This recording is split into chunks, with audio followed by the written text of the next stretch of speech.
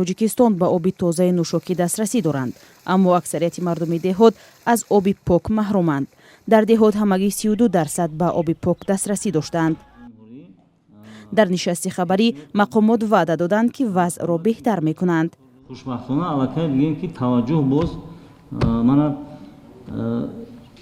чиҳеле ки мана дар асоси қарори ҳукумати ҷумҳурии Тоҷикистон мана солҳои рушди сайёҳӣ ва ҳунарҳои мардумӣ шид, инам гӯем ки як такони ҷиддӣ шид дар самти мана ҳамин деҳот.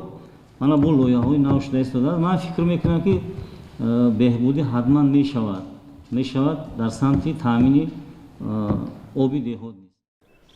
шикояти сокинон аз камбуди оби ошомиданӣ ва набуди хизматрасониҳои коммуналии дуруст пайваста садо медиҳад. барои намуна сокинони 11 деҳаи ҷамоати эсанбои ноҳияи рӯдакӣ аз муҳимтарин васила барои зиндагӣ об маҳруманд. онҳо дар суҳбат ба радиои озодӣ гуфтанд беобӣ гоҳо сабаби ҷанҷолу занозанӣ мешавад.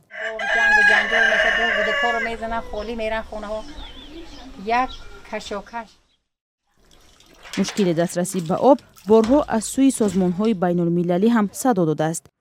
тоҷикистон барномаи беҳтар намудани таъмини аҳолии тоҷикистон бо оби тоза барои соли 2008-2020 қабул кардааст ва мегӯяд ки барои иҷрои он саъй дорад.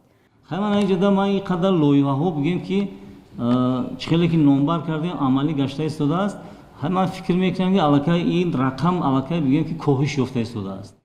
2 соли пеш Лео Хеллер, гузоришгари вижаи Созмони Милали Муттаҳид оид ба оби ошомиданӣ ва хадамоти беҳдоштӣ ба ҳукумати Тоҷикистон тавсия дода буд ки ҳарчи зудтар вазъи дастрасӣ ба оби покро барои сокинон беҳтар намояд. ҳукумат гуфтааст барои рафъи мушкили таъмини об $100 миллион зарур аст ки ҳоло Тоҷикистон дар ихтиёр надорад.